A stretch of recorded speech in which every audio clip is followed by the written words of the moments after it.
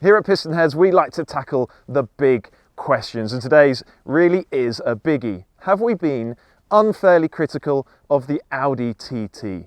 This year marks the 25th anniversary of the original TT concept being shown at the Frankfurt Motor Show. It became an instant design icon. But since then, the TT has never been considered a really great driver's car. So today, in misty Wales, for the TT's silver anniversary, we're giving it a very special gift.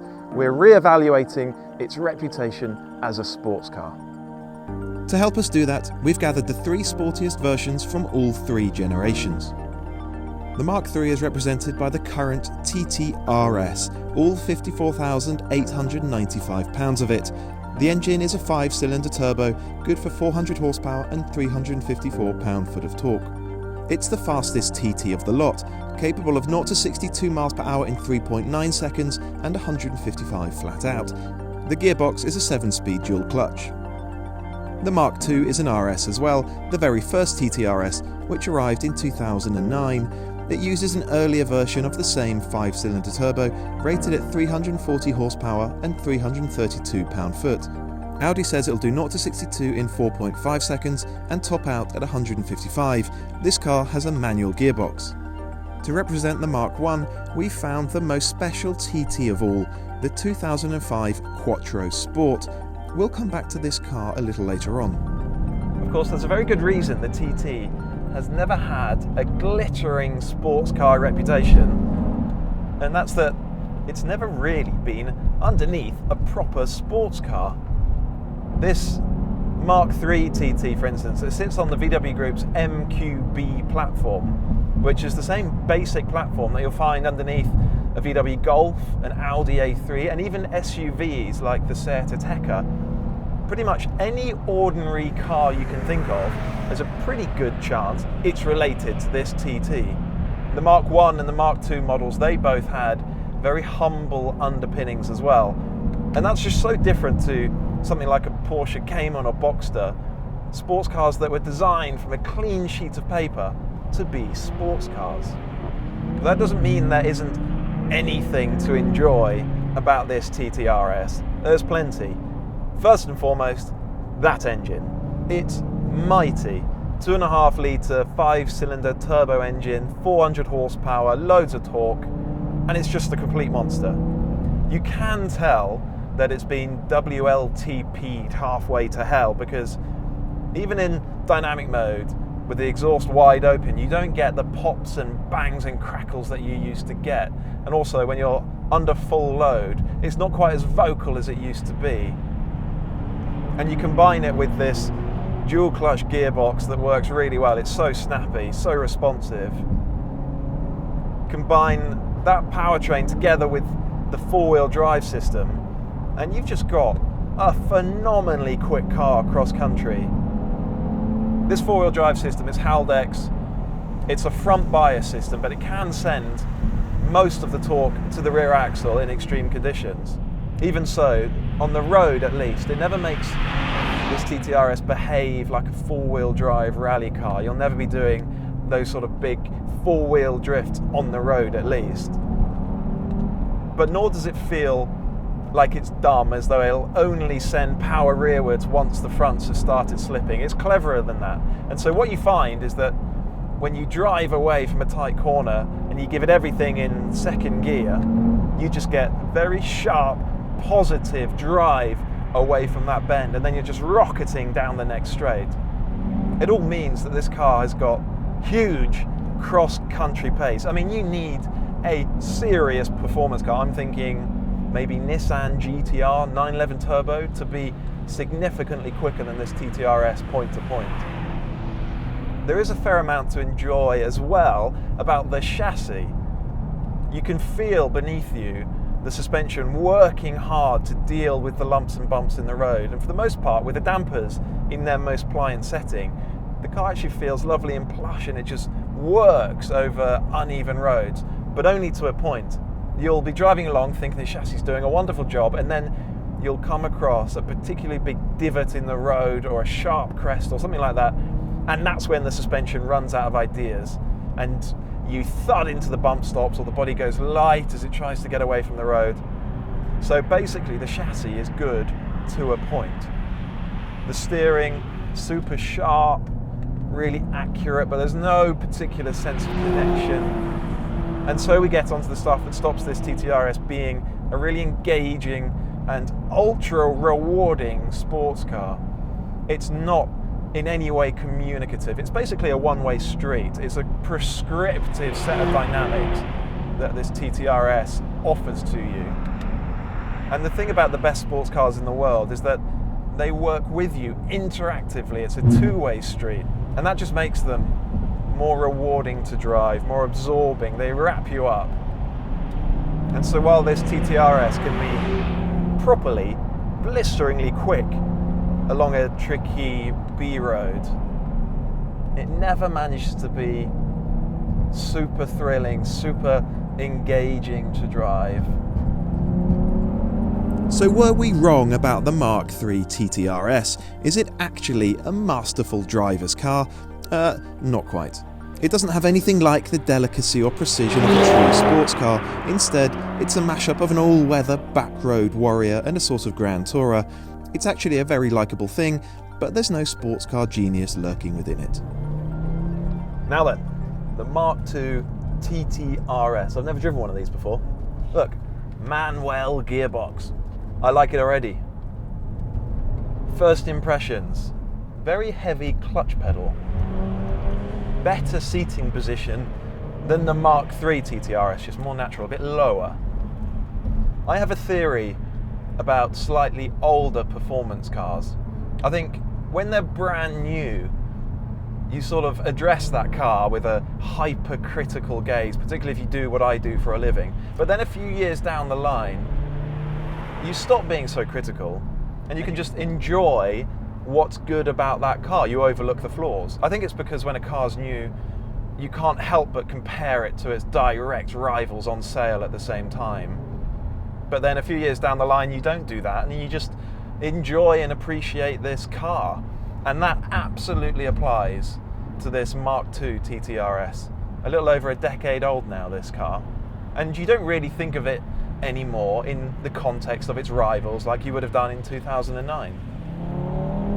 And so that means that although there's plenty about this car that you could be critical of, we'll come back to that in a moment, while I'm driving it now, I'm just enjoying what's good about it. Again, that lovely 2.5 litre 5-cylinder turbo engine, an earlier version of the one in the newer TT RS, but still lovely. It almost feels as though it needs a freer breathing exhaust just to let it sing, just to really get some tune, some music out of it. Still sounds great though.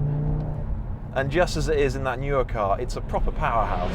So much power and torque, really good response, good energy throughout, and it just gives this Mk2 RS huge performance. The gear shift is pretty good. It's as though Audi tried to make it a little bit more direct, a little bit more connected than a typical VW Group manual shift.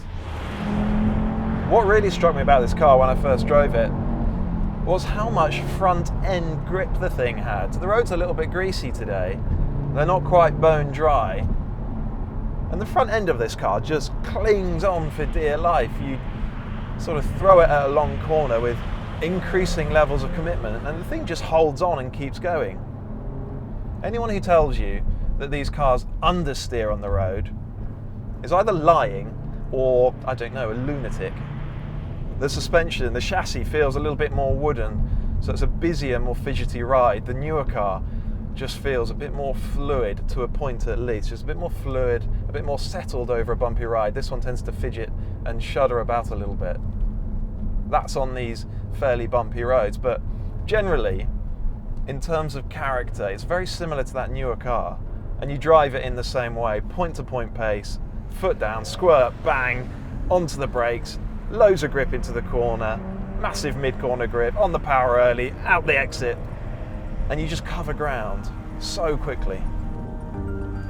For all its forcefulness, there isn't a great deal of finesse. So no, I don't think the Mk2 TT RS is a truly brilliant sports car either, but I like it nonetheless. I like the way it looks and the way it sounds and the performance. The RS starts at around £15,000. it feels like a lot of car for that sort of money. And so we arrive at the Mk1 TT and the Quattro Sport. This thing is about as close as Audi ever got to building a TT GT3. Audi said it would build 1,000 Quattro Sports for Britain, but only 800 ever came off the production line. New, this car cost almost £30,000. Today you can pick up a leggy one for £6,000, or a really tidy car for double that. It was based on the 1.8 litre 4-cylinder turbo TT, rather than the more powerful V6 model, but with power boosted from 225 horsepower to 240. A weight loss regime cut out 49 kilograms. That meant no rear seats, no parcel shelf and no spare wheel. With four-wheel drive, 62 miles per hour came by in 5.9 seconds and the top speed was 155. The suspension was retuned for sharper handling, while the body kit from the V6 model and two-tone paintwork gave the Quattro Sport much more visual presence. I remember when this original TT was new and everybody was stunned by the interior. That's actually a running TT theme throughout all three generations. Despite these cars' very humble underpinnings, Audi has always managed to make them feel very special from inside. It's such a cool cockpit, this, with these vents along here, this panel that flips up to reveal the radio. It's such a cool cockpit. And this Quattro Sport, it just feels so special in here. Look, I've got bucket seats. There are no seats in the back and there's a strut brace across the back there. Steering wheel wrapped in Alcantara. How 911 GT3 is that? Yes, this is the one I've been looking forward to driving today. The Mk1 TT Quattro Sport. What a charming little car this is. It's really fun to drive this thing. What's curious about this car, this Quattro Sport, is that it's the least powerful car here, but it's also maybe the most sort of focused TT Audi ever built. It was certainly the sportiest Mk1, although it didn't use the more powerful V6 engine that was available in other TTs at the time. Nor does it use the 5-cylinder that the other cars we've got here today use.